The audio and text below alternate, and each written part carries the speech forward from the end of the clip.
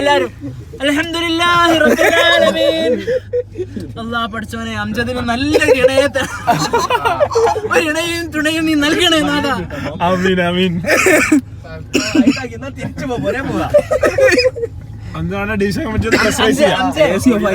ഞങ്ങൾ ഇത്രയൊക്കെ പറഞ്ഞു എനിക്ക് വാങ്ങി തരാൻ തോന്നില്ല. അത് നഷ്ടാണ്.